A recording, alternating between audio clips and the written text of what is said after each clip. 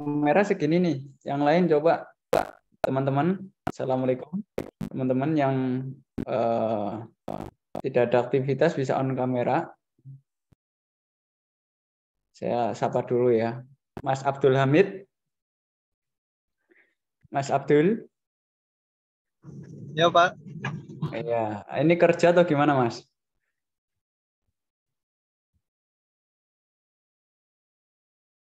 Mas Abdul. Ya, monggo silakan untuk on kamera dulu. Kerja silakan on kamera. Oke. Baik. Oke. Coba. Oke. Udah, Pak.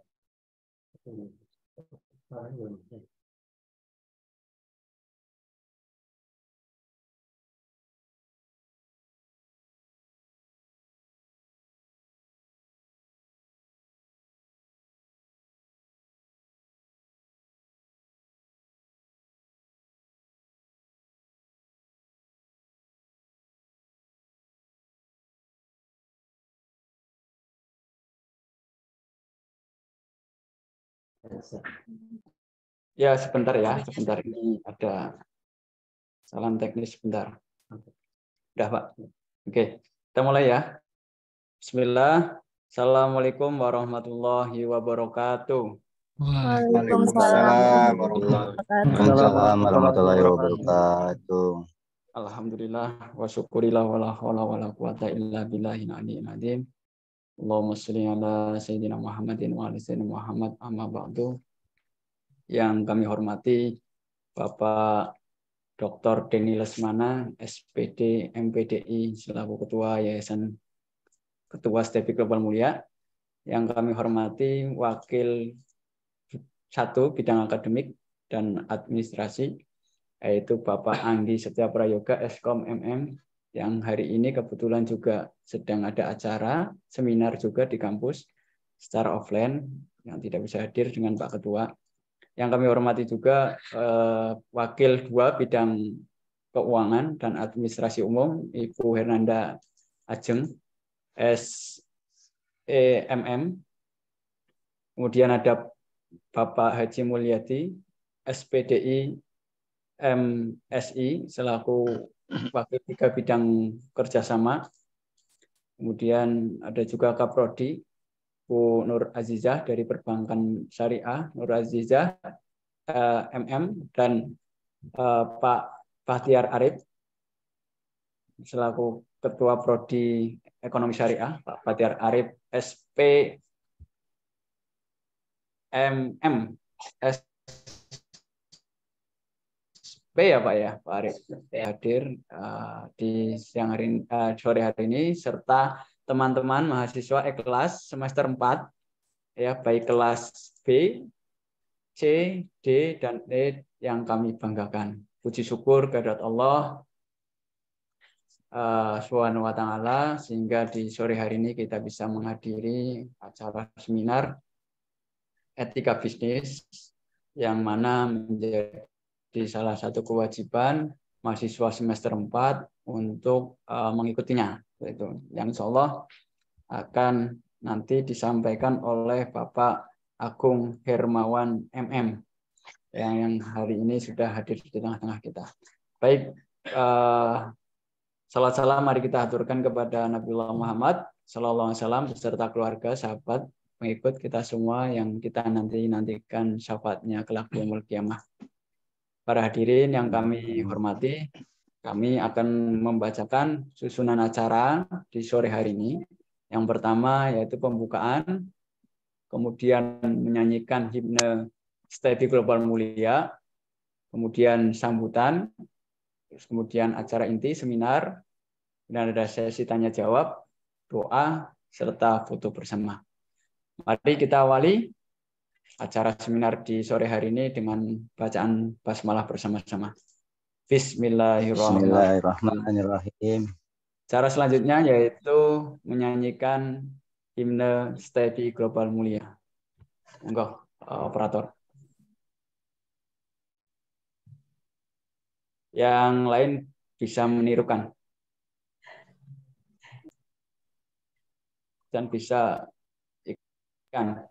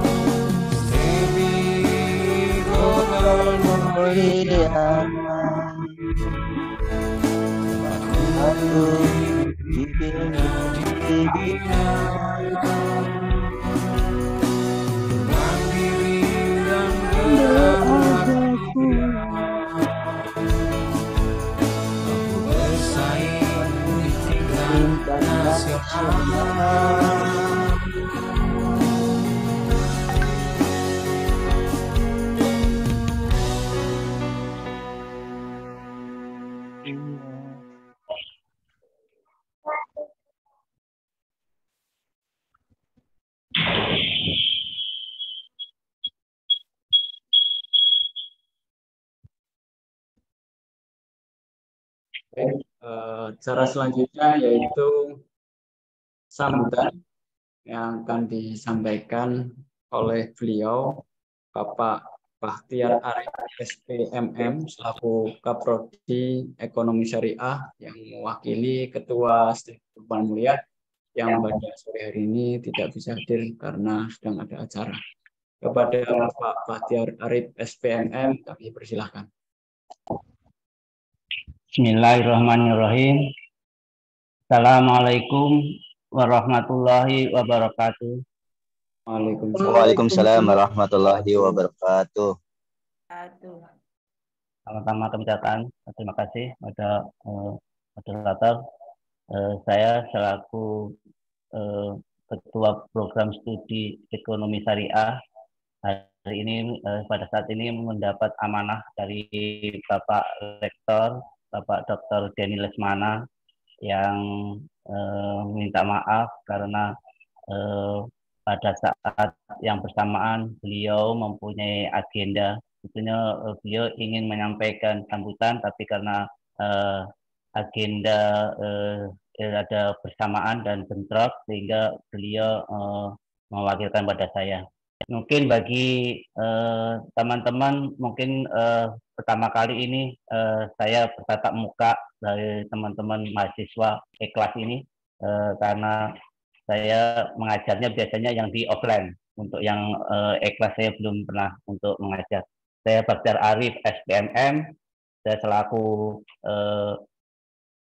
Ketua Prodi Ekonomi Syariah. Mungkin bagi teman-teman kelas nanti pada saat akan menyusun skripsi nanti akan lebih banyak bersinggungan dengan saya. Dan kami ucapkan juga kepada pemateri kita yang luar biasa, yang sibuk, yang menyempatkan diri pada saat ini, yaitu Bapak calon doktor Agung Hermawan, SPMM, MSI. Selamat sore, Pak Agung. Selamat sore, Pak Arif. Apa kabar, Pak Arif? Apa kabar, Pak Agung? Sudah lama nggak ketemu nih, Pak Agung. Luar biasa. Ini sibuknya. Oke.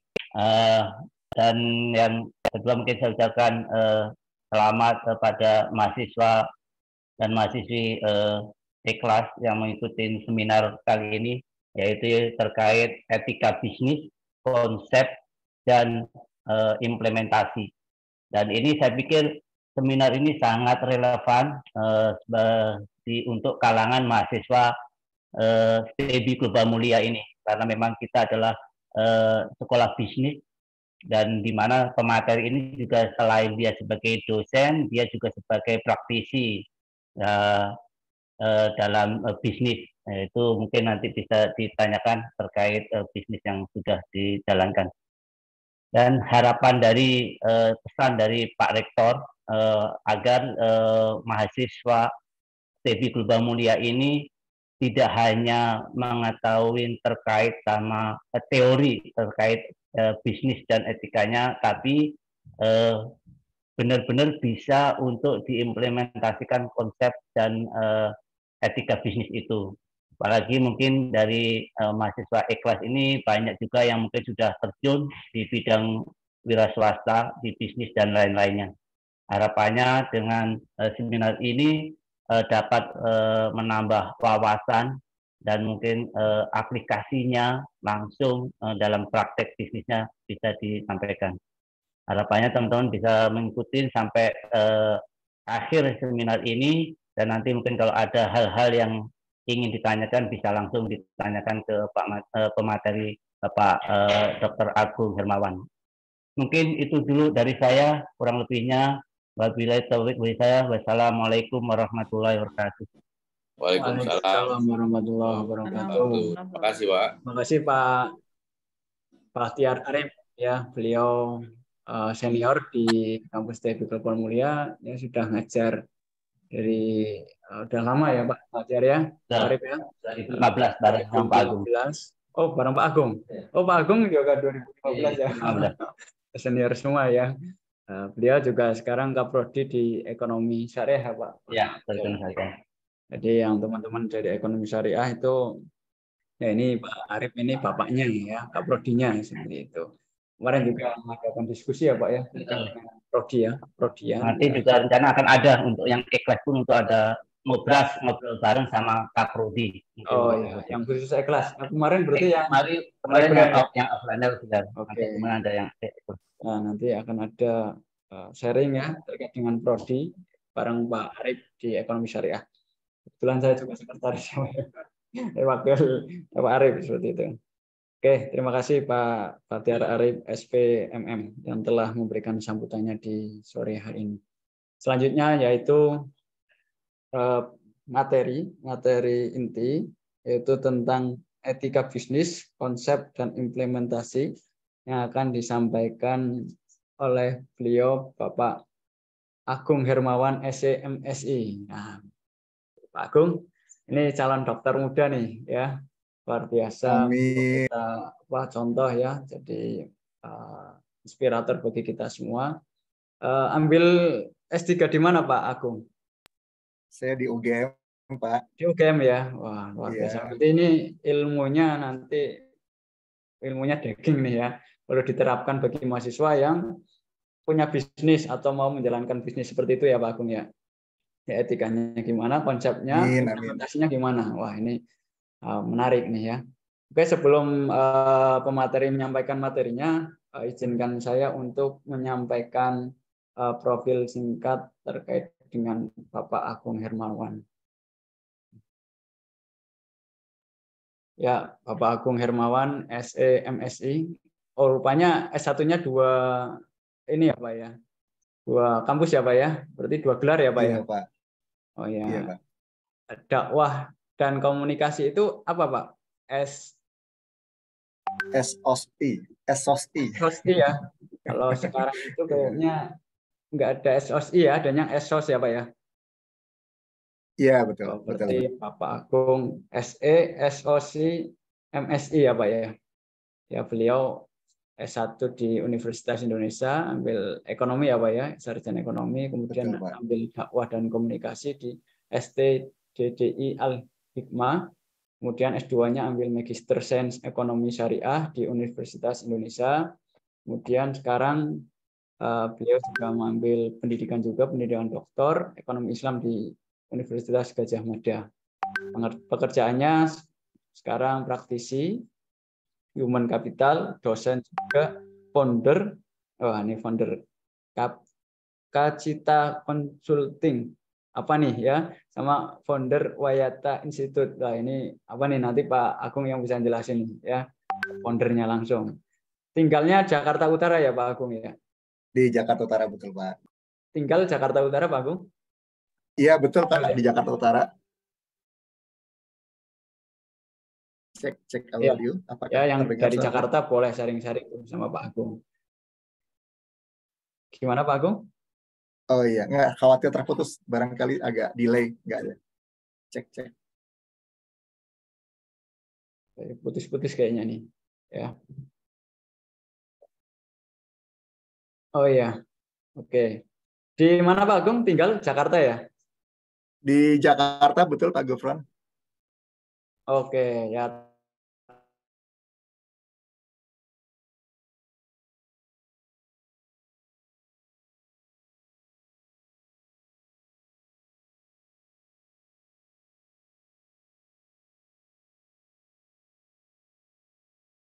Kita lihat dan kita bisa mengikuti jejaknya. Nanti S1, S2-nya ambilnya di UI ya Pak ya. Jadi gimana caranya masuk UI ini magisternya. Bisa nih sharing-sharing sama Pak Agung. Oke, lanjut saja. Selanjutnya yaitu acara inti atau ya acara inti yang akan langsung disampaikan oleh beliau Bapak Agung Hermawan SE, SOC, MSI. Kepadanya kami persilahkan. Baik, terima kasih Mas Gufron. Selamat sore Bapak Ibu sekalian. Assalamualaikum warahmatullahi wabarakatuh. Salam sejahtera untuk kita semua. Waalaikumsalam. Yang saya hormati senior saya, guru saya, sahabat saya Pak Bahtiar Arif. Sama-sama kita membersamai STB dari awal hingga hari ini. Yang kami hormati Bapak moderator kita, Bapak M. Gufron yang luar biasa semangatnya. Dan para mahasiswa, mahasiswi, Bapak Ibu sekalian yang tersebar di seluruh Nusantara ya. Ada dari Kalimantan, dari Papua, bahkan mungkin dari yang kota-kota yang jauh ya. Semoga semuanya sehat selalu, semoga semuanya dalam kondisi yang prima. Bagi yang punya hajat dikabulkan hajatnya, yang punya urusan dimudahkan urusannya, yang masih jomblo segera dinikahkan dengan pasangannya, dan semoga yang sudah menikah semoga menjadi pasangan yang sakinah, mawadah, warahmah. Amin, amin, amin, ya rabbal alamin. Amin. Baik, Bapak Ibu yang terhormat, pada sore hari ini kita di tengah kondisi yang mungkin letih sambil berpuasa, begitu di hari Sabtu yang padat, kita sama-sama masih bisa kuliah di seminar online. Kalau saya boleh berpantun begitu, makan kentang sambil bergitar, selamat datang di acara seminar. Makan ubi sama pepaya, semoga Febi selalu jaya. Baik, teman-teman sekalian, saya boleh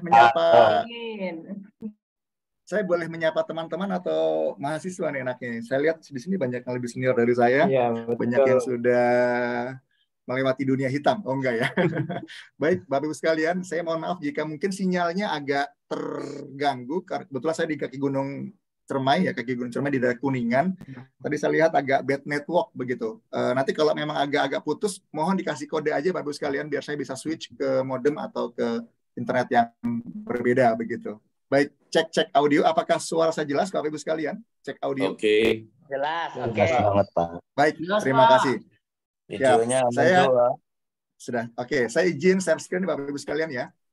Nah, hari ini kita akan membahas satu materi yang sebenarnya memang gampang-gampang susah Bapak Ibu sekalian. Kenapa gampang? Karena materi ini kalau disampaikan secara teori sangat mudah sekali. Siapapun bisa membawakan materi ini Bapak Ibu sekalian. Tetapi sulitnya adalah ketika kita mempraktekkan materi ini. Kenapa? Karena sifatnya bagaimana kita bisa mengimplementasikan dalam pekerjaan kita, dalam bisnis kita, bahkan ketika Bapak Ibu sebagai seorang profesional, Bapak Ibu ketika melakukan profesinya juga harus menerapkan ilmu ini, yaitu etika bisnis. Begitu. Nah, sebelum kita mulai, izin saya ingin memberikan satu tantangan kepada Bapak Ibu sekalian. Boleh Bapak Ibu pegang pulpennya, Bapak Ibu sekalian? Apakah semuanya membawa pulpen dan juga selembar kertas? Oke, kalau sudah, silakan Bapak Ibu tuliskan nama lengkap di kertas yang Bapak Ibu pegang. Nama lengkap berikut dengan gelar yang Bapak Ibu punya. Entah itu Raden Mas, entah itu Raden Ayu, entah itu macam-macam. Silakan, monggo. Silakan tuliskan nama lengkap Bapak Ibu sekalian di kertas yang Bapak Ibu pegang. Monggo, silakan. Oke, saya kasih waktu 1 menit ya Bapak Ibu sekalian ya untuk menuliskan kertas dengan pulpen yang Bapak Ibu pegang. Oke, sudah semuanya? Sudah dituliskan?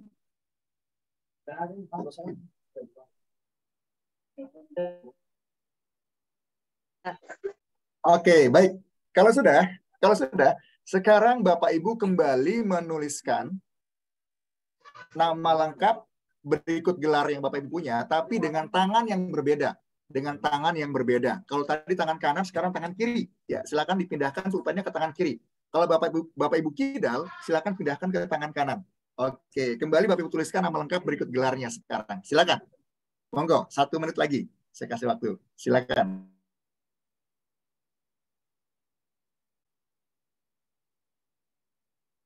Oke, sudah? Bapak Ibu sekalian? Sudah. Oke, ada yang sudah cepat. Luar biasa. Sekarang saya ingin Bapak Ibu melihat tulisan yang menggunakan tangan kanan dengan tangan kiri. Mana yang lebih bagus kira-kira? Tangan kanan, kalau nggak cijang. Oke, mana yang lebih lama nulisnya? Tangan kiri. Kiri saya. Oke, mana yang lebih pede? Lebih pede Bapak Ibu tunjukkan kepada orang lain hasil yang Bapak Ibu tulis. Kanan. Ya, kenapa Bapak Ibu sekalian? Kenapa kok yang kanan lebih mudah, lebih terbiasa, cepat? Pak. Karena sudah terbiasa. Ya. Bapak Ibu sering melakukannya, Bapak Ibu sudah terbiasa sehingga nggak pakai mikir, langsung bisa nulis di kertas yang sudah Bapak Ibu siapkan. Kalau pakai tangan kiri, mikir dulu, kemudian ada jeda, bahkan hasilnya nggak pede Bapak Ibu tunjukkan. Itulah yang namanya skill Bapak Ibu sekalian. Nah, Bapak Ibu sekalian, ketika kita membahas masalah etika bisnis, kita nggak hanya bahas sebuah skill bisnis, tapi bagaimana kita menjadikan bisnis itu menjadi indah, mudah, dan juga berkah, bahkan berbuah. Nah, inilah yang akan kita bahas 1 jam ke depan. Nah, biasanya kalau saya di offline itu ngajarnya tentang training ini sekitar kurang lebih 4-8 jam. Nah, karena Bapak Ibu orang luar biasa, 1 jam selesai. Insya Allah kita ada dalam waktu 1 jam nih, singkat gitu ya, online dan singkat begitu. Baik, 1 jam. Tujuan kita pada sore hari ini, Bapak Ibu sekalian, yang pertama Bapak Ibu mengetahui konsep dasar tentang etika bisnis. Jadi Bapak Ibu tahu framework atau konsep dasar tentang etika bisnis. Yang kedua, Bapak Ibu juga tahu konsep dasar etika bisnis dalam perspektif Islam. Nah, yang ketiga nanti bagaimana kita bisa mengimplementasikan. Kenapa kok Bapak Ibu nanti pergi ke sebuah supermarket lebih suka beli ke sebuah produk yang Bapak Ibu kenal ketimbang ke produk yang Bapak Ibu mungkin nggak kenal. Nanti kita lihat bagaimana etika bisnis ini bekerja di sana. Inilah 3 tujuan kita dalam waktu yang sangat singkat, 1 jam ke depan. Nah, sebelum kita lanjut, saya ingin Bapak Ibu menggunakan fitur chatnya. Silakan Bapak Ibu chat di fitur chatnya. Yang pertama, kalau Bapak Ibu pengen cari pasangan, Bapak Ibu cari pasangan yang bagaimana ya? Silakan. Boleh Bapak Ibu chat di fitur chatnya. Ya, silakan Bapak Ibu pilih satu kata yang menggambarkan orang yang Bapak Ibu cari sebagai pasangan Bapak Ibu sekalian. Pak, saya sudah menikah, Pak. Oke, anggap pura-puranya Bapak Ibu masih bujangan, masih single. Ya. Kalau Bapak Ibu pengen cari pasangan yang bagaimana sih yang ingin Bapak Ibu jadikan sebagai teman hidup? Oke, silakan. Yes. Yang setia, oke. Yang serasi, mantap. Yang menerima apa adanya, oke. Yang cantik, soleha, komplit. Ya, yang melengkapi, oke. Yang baik hati, oke, mantap, yes. Yang nyaman, nyaman apa nih? Oke, ya. Ternyata Bapak Ibu sekalian sudah punya kriteria, sudah punya gambaran orang-orang yang dijadikan sebagai pasangan hidupnya. Good, mantap, oke. Diingat-ingat ya Bapak Ibu sekalian apa yang sudah Bapak Ibu tulis. Baik. Selanjutnya, yang tulus, mantap. Paham agama, keren. Bertanggung jawab, keren. Memiliki pola pikir yang dewasa, mantap. Rendah hati, cakep. Bertanggung jawab, yes. Mau dengan saya, oke. Yang penting mau. Ada yang soalnya nggak mau sama saya, buat apa gitu ya? Oke, siap. Baik, terima kasih. Terima kasih Bapak sekalian, luar biasa. Nah, berikutnya, sekarang saya berikan tantangan kedua. Jika Bapak Ibu punya uang 1 miliar, ya, punya uang 1 miliar, Bapak Ibu ingin mempercayakan uang itu kepada orang yang bagaimana? Oke, silakan kembali tulis di fitur chatnya. Kalau Bapak Ibu nih punya uang 1 miliar, amin ya, punya uang 1 miliar, amin. Bapak Ibu kira-kira ingin mempercayakan uang yang Bapak Ibu punya itu kepada orang yang bagaimana? Silakan tuliskan di fitur chat kembali. Saya ingin lihat bagaimana Bapak Ibu memberikan gambaran untuk orang yang Bapak Ibu percaya megang duit 1 miliar. Diri sendiri, wah ternyata lebih percaya diri sendiri. Amanah, oke. Bekerja sama, oke. Nggak percaya orang lain, Pak. Yes, mantap. Integritas yang tinggi, cakep. Yang amanah, mantap. Yes, ternyata setiap orang punya jawaban yang berbeda. Dan itu versi Bapak Ibu sekalian. Oke, nggak masalah. Yang jelas asal-usulnya. Oke, keren. Keren, oke. Baik, terima kasih. Banyak banget ya. Bank Syariah, taruh di bank, nggak pusing ya. Bank sangat terpercaya. Amanah, bahkan bisa tumbuh apa yang kita tanamkan di sana. Oke, good. Terima kasih teman-teman. Bapak Ibu sekalian sudah menjawab. Ternyata untuk memilih pasangan dengan memilih tempat kita berinvestasi beda ternyata. Nggak masalah. Sekarang saya tambah lagi challenge yang ketiga adalah jika Bapak Ibu pengen bekerja di sebuah perusahaan, Bapak Ibu ingin bekerja di perusahaan yang bagaimana? Oke, silakan tuliskan kembali di fitur chat. Bapak Ibu memilih perusahaan yang bagaimana, Bapak Ibu sekalian? Tuliskan di fitur chat. Versi Bapak Ibu sekalian. Kita lihat di sini. Oh, Google, mantap. Perusahaan yang memanusiakan manusia, mengungkap manusia, mantap, cakep. Yang nyaman. Wah, nyaman. Bonafit dan saling menghargai. Oke. Yang tidak pelit. Keren. Ada yang pelit ya. Perusahaan yang memberikan jaminan kesejahteraan karyawannya. Cakep. Dekat. Nyaman. Orangnya yang nggak toksik. Keren banget ini. Ini cakep nih ya. Luar biasa teman-teman sekalian. Memiliki integritas yang tinggi. Cakep.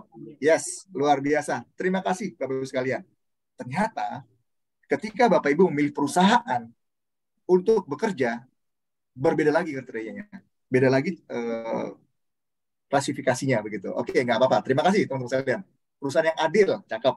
Nah, yang keempat ya saya kasih tantangan lagi. Jika Bapak Ibu sebagai seorang pemilik perusahaan, sebagai seorang owner bisnis, Bapak Ibu pengen nyari karyawan nih. Karyawan yang bagaimana yang Bapak Ibu cari? Yang Bapak Ibu akan jadikan sebagai manajer operasional atau bahkan direktur perusahaan Bapak sekalian. Monggo tuliskan kembali di fitur chat. Silakan. Saya ingin lihat kalau Bapak Ibu sebagai owner nih, sebagai pemilik perusahaan, apa yang Bapak Ibu cari? Oh, loyal, jujur, produktif, bertanggung jawab. Keren. Karyawan yang jujur, keren. Jujur, keren. Oh, smart, keren. Jujur, growth mindset, mantap. Memberikan peluang kepada talent dengan objektif, mantap. Wah, hampir semuanya sepakat jujur nih ya, jadi modal utama nih ya. Yang cekatan dan bertanggung jawab dan berintegritas, jujur dan rajin, kuat agamanya, mantap sekali, luar biasa. Terima kasih Bapak Ibu sekalian. Itu adalah survei awal kita yang ternyata Bapak Ibu sekalian, saat kita mencari pasangan pun kita juga menggunakan ilmu etika. Ketika Bapak Ibu ingin investasi, Bapak Ibu juga ternyata menggunakan ilmu etika. Ketika Bapak Ibu mencari partner atau perusahaan tempat kita bekerja, menggunakan etika ternyata sebagai patokan utamanya. Dan ketika Bapak Ibu mencari karyawan, etika juga lagi-lagi menjadi parameter, Bapak sekalian. Jadi memang ilmu ini sudah sering kita lakukan, sudah sering kita implementasikan. Nah, tinggal nanti bagaimana kita membingkainya menjadi sebuah ilmu dan pengetahuan yang lebih powerful lagi, insya Allah. Baik, terima kasih Bapak Ibu sekalian. Lanjut ya. Nah, Bapak Ibu sekalian, mengapa kita perlu belajar tentang etika bisnis ya, atau kita perlu etika bisnis dalam perusahaan kita, ataupun kita ketika berbisnis butuh etika. Yang pertama Bapak sekalian, tahukah kita bahwa etika bisnis akan membangun kepercayaan semua pihak yang terkait ya, dengan bisnis yang kita jalankan, sehingga akan menimbulkan iklim kerja bisnis yang kondusif. Contoh, Bapak Ibu dibayar gajinya secara rutin setiap bulan. Bapak Ibu dibayar tepat waktu. Nyaman nggak kerjanya kira-kira? Tanggal 30 gajian. Nyaman. Tanggal 29 sudah dikirim, sudah ditransfer. Nyaman banget. THR. Nyaman. 15, hamil 2 minggu sebelum lebaran dikirim. Nyaman banget ya. Bapak Ibu tetap semangat ya. Tidak ada grundelan gitu dalam hati, dan kerja tetap produktif. Bapak Ibu lembur, overtime tetap dibayar, nggak dikurangi sepeser pun. Mantap banget, tepat waktu, sesuai dengan jumlah yang disepakati bareng-bareng. Bapak Ibu akan lebih nyaman. Dan ketika sudah percaya antara perusahaan, karyawan, dan juga partner-partner yang lain, maka iklim bisnis akan kondusif dan tentu akan mendukung produktivitas. Ini yang pertama. Ya. Mengapa kita perlu etika bisnis? Sehingga ketika Bapak Ibu bekerja di sebuah perusahaan yang sudah clear menerapkan etika bisnis, Bapak Ibu nggak pusing. Bapak Ibu nggak perlu demo-demo. Bapak Ibu nggak perlu unjuk rasa karena mereka menerapkan sistem etika bisnis dan sebaliknya begitu. Oke, yang kedua Bapak Ibu sekalian, ketika kita berbisnis, mengapa kita perlu etika bisnis? Etika bisnis dapat meningkatkan reputasi perusahaan yang akan berdampak terhadap tingginya citra perusahaan tersebut. Oke, saya ngasih satu tantangan nih. Bapak Ibu kalau ke Alfamart, di sana ada Pepsodent, ya, odol Pepsodent harganya 20.000. Di sampingnya ada odol Global Den, mereknya Global Den, harganya kira-kira 7.000. Kira-kira Bapak Ibu mau beli yang mana? Pepsodent atau Global Den? Kira-kira mau beli yang mana? Pepsodent. Tetap Pepsodent. Kenapa Pak? Padahal 20.000 harganya Pak. Yang sebelah itu terjamin kualitasnya. Yes. Karena Bapak Ibu sudah percaya reputasinya. Dan dalam ilmu branding Bapak Ibu sekalian, sekali nancep immortal, nggak akan pernah hilang dalam ingatan kita. Itulah ilmu tentang reputasi. Nah, etika bisnis akan membuat reputasi perusahaan kita naik ke atas. Kalau Bapak Ibu di Jakarta atau mungkin juga di daerah Bapak Ibu tinggal, naik taksi, ya naik taksi nih gitu ya. Taksi apa yang kira-kira direkomendasikan Bapak Ibu sekalian? Yang orangnya itu terkenal jujur, barang apapun yang ketinggalan dibalikin kepada penumpangnya begitu, dan kita nggak was-was. Kira-kira taksi apa yang terfikir dalam kepala Bapak Ibu sekalian? Bluebird. Yes. Kalau Bapak Ibu lihat ada burung warna biru terbang, nah itulah taksi yang mendominasi di Indonesia. Sampai 3 generasi ya, bisnisnya terus berlanjut dan orang-orang masih sangat percaya kepada taksi ini. Bisa dibayangkan, bahkan hanya taksi ini yang bisa bertahan di tengah disruption yang luar biasa. Taksi yang lain pada rontok baru sekali ketika ada badai ojek online atau taksi online. Bahkan Bluebird, mohon maaf saya agak nyebut merek begitu, tetap bertahan. Dan saya tahu betul kisahnya ketika terombang-ambing perusahaan ini, ketika dia tetap bisa mempertahankan eksistensi perusahaannya, diantaranya karena mereka punya etika bisnis yang luar biasa. Para penumpangnya percaya dengan semua driver taksi ini. Itulah kira-kira kekuatan dari sebuah reputasi, Bapak Ibu sekalian. Oke, yang ketiga, citra yang positif akan berdampak terhadap naiknya keuntungan perusahaan. Karena tadi sudah percaya, sudah kadung jatuh hati begitu, nggak lain kemana, maka ya udah beli terus begitu ya, repeat order terus. Maka keuntungan perusahaan pun baik tangible maupun intangible akan naik. Inilah kira-kira keuntungan etika bisnis. Dan kalau Bapak Ibu berbisnis pun, ya Bapak Ibu nggak punya modal, nggak punya uang, nggak punya ruko, nggak punya kendaraan, tapi Bapak Ibu punya kredibilitas, dipercaya, amanah, jujur, mudah nggak kira-kira mendapatkan investor? Kalau Bapak Ibu punya portofolio yang sangat mengagumkan, maka Bapak Ibu akan sangat mudah untuk mendapatkan partner bisnis. Karena Bapak Ibu sudah punya reputasi yang baik. Begitu. Nah, etika bisnis sangat powerful dalam membangun citra dan reputasi tersebut. Begitu. Oke, yang berikutnya Bapak Ibu sekalian, kenapa kita perlu etika bisnis? Mengapa kita perlu belajar etika bisnis? Iklim kerja yang kondusif, Bapak Ibu sekalian, iklim kerja yang kondusif akan membuat perusahaan menjadi langgeng, sustain, ya, berumur panjang, Bapak Ibu sekalian.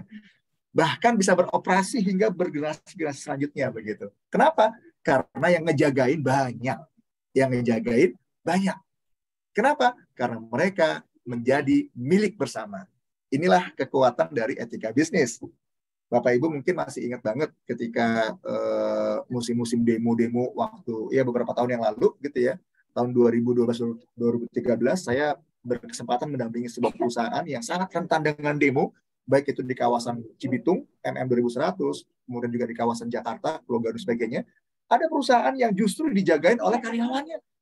Kalau karyawan lain pada kabur gitu ya, melarikan diri, bahkan mereka lebih suka di rumah, nggak kerja, ketika di sweeping dan sebagainya, justru mereka ngejagain perusahaannya jangan sampai didemo oleh orang-orang yang tidak bertanggung jawab begitu. Kenapa?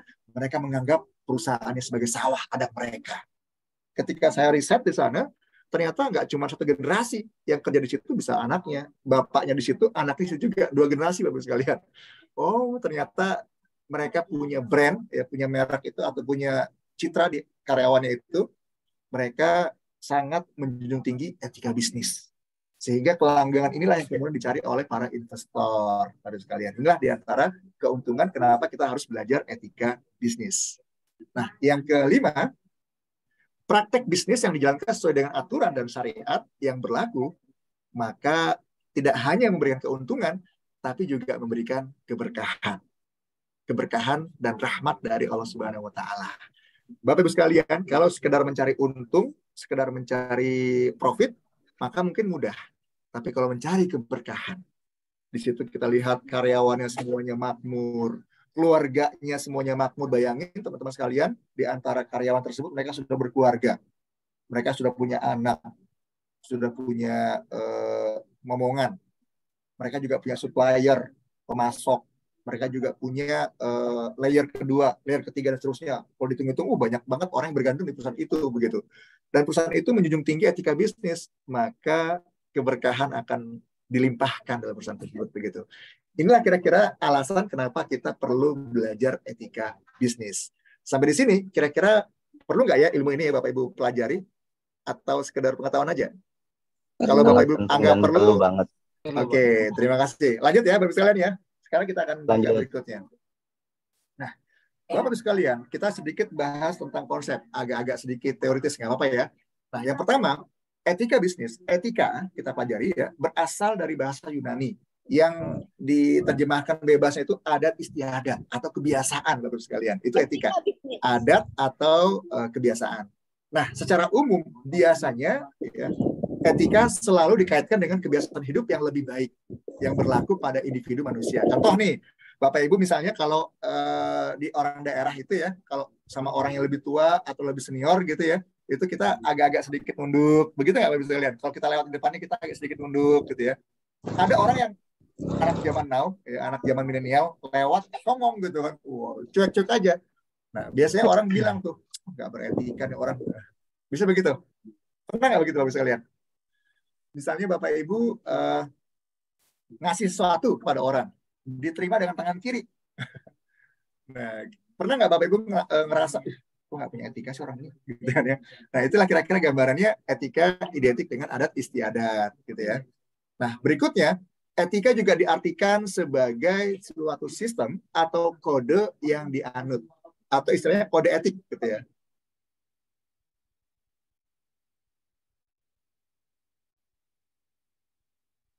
Jadi kalau Bapak Ibu misalnya ada istilah kode etik, ya, contoh seorang dokter misalnya nggak boleh membongkar habis penyakit kepada pasiennya, karena kode etiknya memang nggak harus tahu. Begitu tahu penyakitnya, si pasien malah jadi ketakutan gitu ya, bahkan malah membuat daya tahan tubuhnya jadi semakin turun gitu, karena saking stres dan tegang. Nah itu kode etik ceritanya gitu. Dalam profesi pengacara juga ada kode etiknya. Profesi insinyur atau ahli teknik juga ada kode etiknya dan seterusnya gitu. Itu juga menggunakan etik. Manusia.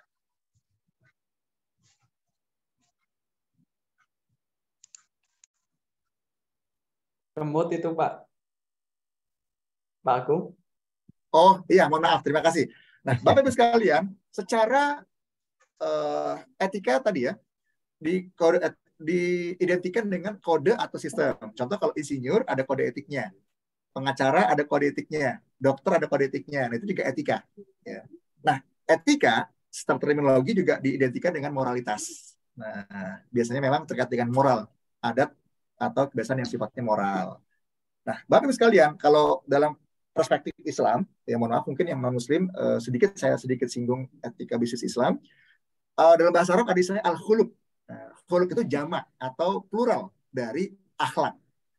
Apa itu khuluq? Yaitu sebuah kebiasaan yang positif, mulia, dan diutamakan. Jadi khuluq ini kebiasaan-kebiasaan yang baik yang dibiasakan, ditradisikan sehingga menjadi citra atau menjadi karakter orang yang melakukannya. Ini dalam perspektif Arab. Jadi etika sangat identik dengan akhlak. Ya. Kalau ada orang ngomongnya keras-keras, nggak berakhlak nih, gitu ya. Ada orang misalnya nggak hormat sama yang lebih senior atau lebih tua, nggak berakhlak nih, gitu. Itu istilahnya begitu. Sama dengan etika. Nah, secara umum, adapun bisnis, Bapak Ibu sekalian, bisnis diartikan sebagai suatu kegiatan yang dilakukan oleh manusia untuk mendapatkan penghasilan atau income dari kegiatan atau sumber daya yang dia kelola. Ini secara umum pengertian bisnis.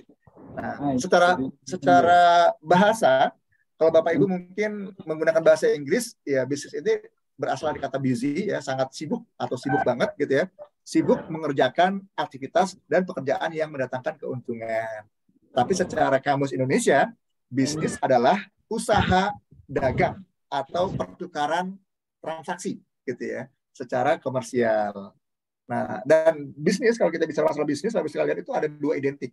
Yang pertama adalah kegiatan bisnisnya, ya, kegiatan bisnisnya. Nah, yang kedua adalah perusahaannya, entitasnya atau instansinya begitu. Ini kira-kira gambaran tentang bisnis. Maka kalau digabung, etika bisnis adalah bagaimana kita menjalankan sebuah bisnis dengan mengikuti etika yang sudah ditetapkan atau yang berlaku di daerah kita. Adapun perusahaan, maka mereka juga menganut sistem etika bisnis. Ini kira-kira gambaran secara definisi. Adapun tujuan etika, ya pertama memang untuk memastikan bahwa apa yang dilakukan oleh orang itu bermoral. Jadi nggak main, bayangin Bapak Ibu sekalian kalau kita nggak punya etika, contoh nih ya, misalnya kerja nih, di perusahaan.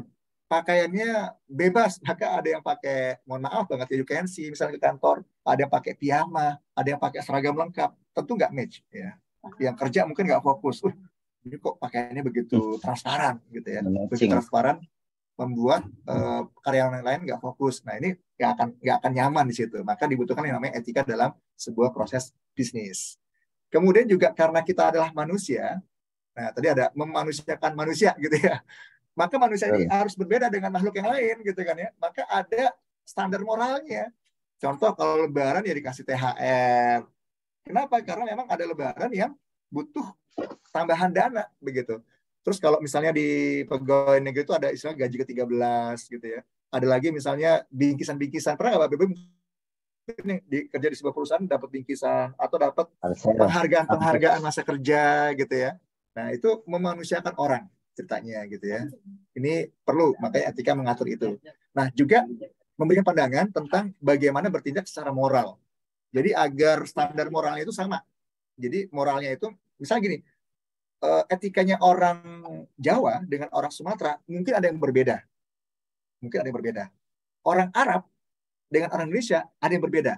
Maka biar nggak ambigu, ya, biar nggak membuat bingung, maka kita buat standar etika bisnis.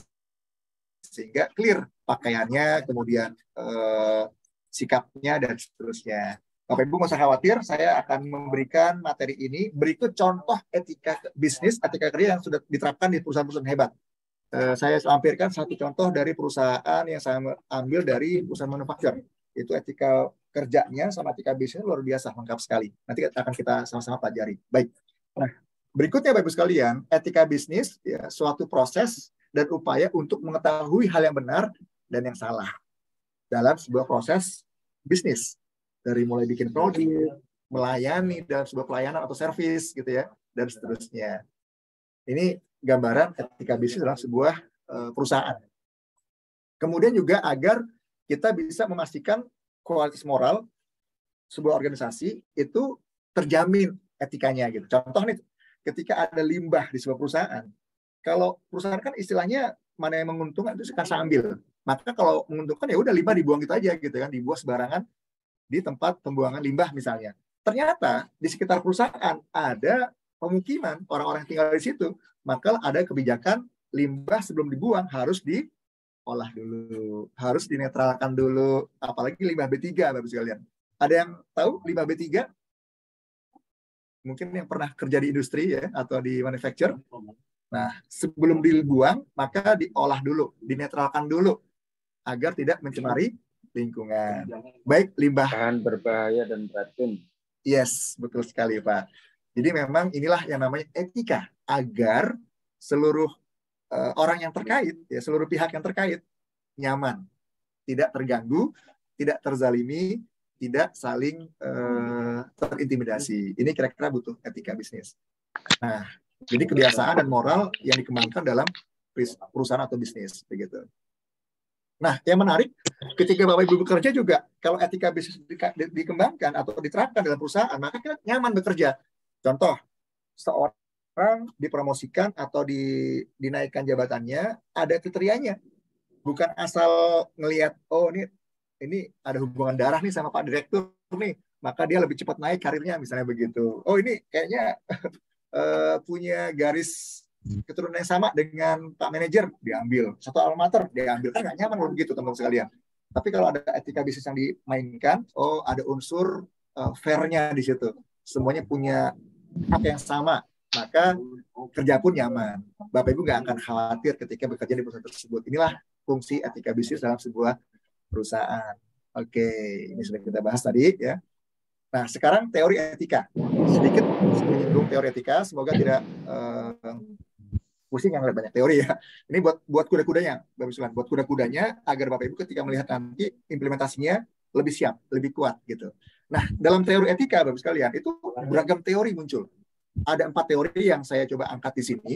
Yang pertama, teori utilitarianisme. Apa itu? Yaitu teori di mana kalau dia itu membawa manfaat, maka saya akan ambil itu dengan sebaik mungkin. Contoh nih, Bapak sekalian. Saya bayar security 1 juta. sehari, misalnya begitu, 1 juta sehari. Kira-kira mahal nggak? Mahal atau murah, Bapak sekalian? Mahal. Mahal. Mahal atau murah? Saya bayar security 1 juta sehari. 1 juta sehari. Mahal. Mahal. Saya tambahkan. Saya bayar 1 juta sehari, tapi hari itu saya dapat 1 miliar. Saya dapat income 1 miliar. Murah. Murah.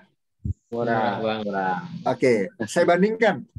Saya bayar security yang kedua 200.000 per hari. 200.000 per hari. Murah atau mahal? Tergantung. Nah, ternyata ketika saya bayar security yang kedua, sehari saya cuma dapat income 1 juta. Nah, yang pertama, saya bayar 1 juta sehari, tapi dapat 1 miliar. Yang kedua, saya bayar 200.000, dapat 1 juta. Kira-kira mana yang murah? Kalau dua hal tadi kita bandingkan. Yang pertama. Yes, kenapa? Karena yang pertama lebih powerful utilitasnya, penggunaannya, pemanfaatannya, maksimal manfaatnya. Maka dalam teori etika, mana yang lebih bermanfaat itu yang diambil. Nah, di perusahaan bisa ada cost benefit gitu ya, dihitung cost-nya, dihitung benefit-nya, mana yang lebih masuk itu yang diambil. Nah, ini gambaran etika secara utilitarisme. Nah, yang kedua, ada teori deontologi. Apa sih ini? Nah, segala sesuatu sifatnya kewajiban kita. Contoh nih, seorang security tersenyum kepada pelanggannya atau konsumennya. Bapak Ibu senang nggak kalau lagi ke bank nih, ada security ngelihat disenyumin. Selamat sore Pak. Wah, mantap. Ada bisa dibantu gitu ya. Senang nggak? Senang ya, pasti senang dong. Apalagi yang senyum misalnya ramah orangnya gitu kan. Dibandingkan kita ke sebuah bank, orangnya galak, kumisnya ngejreng gitu kan. Baru ngeliat apa ya lirik-lirik. Senang. Nggak senang gitu kan. Nah, ternyata si Pak Security ketika tanya, kenapa kok Bapak ramah banget sama pelanggan? Loh, Mas, saya itu dibayar untuk tersenyum. Ini adalah kewajiban saya, Mas. Berlaku ramah. Oh, ternyata dia berlaku itu karena memang kewajiban dia untuk tersenyum. Nah, ini namanya melakukan sesuatu karena kewajiban, Bapak sekalian. Sudah kewajiban saya nolong Bapak nih. Nah, jadi ini teori yang kedua, tentang kewajiban. Yang ketiga, teori hak. Ada konsumen dikatakan sebagai raja. Pembeli adalah raja. Kenapa, Bapak sekalian? Kenapa pembeli dianggap raja? Ada yang namanya uang segalanya, bisa membuat beli apa aja bisa. Yes, karena pembeli membayar kita, maka hak dia mendapatkan pelayanan kita, mendapatkan yang terbaik dari kita, karena dia sudah membayar kita. Nah, itu teori hak. Ketika kita sudah punya hak, ambil. Karyawan sudah bekerja, maka hak dia digaji. Terus gimana Mas kalau gajinya itu molor? Bahkan nunggak 2 bulan, 3 bulan, bahkan kabur pengusahanya. Berarti dia melanggar etika gitu. Atau sebaliknya, perusahaan udah menggaji dia 10 juta, si karyawan ini kerjanya ini apa istilahnya ya, nyolong-nyolong gitu. Maksudnya gini, kalau nggak ada supervisor, ya udah nggak kerja gitu ya. Atau bahkan kalau nggak ada atasan atau pimpinan, dia leha-leha gitu ya. Nah, ini sama aja kan, nggak beretika juga gitu. Nah, ini gambarannya. Pak. Ya, korupsi waktu gitu, itu ini ekstrimnya gitu ya. Ini kira-kira teori hak begitu Bapak Ibu sekalian. Nah, teori yang keempat, Bapak Ibu sekalian, keutamaan. Nah, keutamaan gimana maksudnya? Siapa yang memang dia lebih mutiara itu, Bapak sekalian, meskipun dia di sampah, meskipun dia di lumpur yang paling dalam, dicari orang nggak mutiara itu? Dicari orang. Kenapa? Karena dia punya value. Dia punya value, dia punya nilai, dia punya keutamaan. Sementara ada imitasi ya, emas yang KW-KW, meskipun di etalase dibungkus dengan hal yang bagus, atau bangkai misalnya dibungkus dengan bungkusan yang paling bagus, lama-lama kecium nggak bangkai itu? Tetap berbau.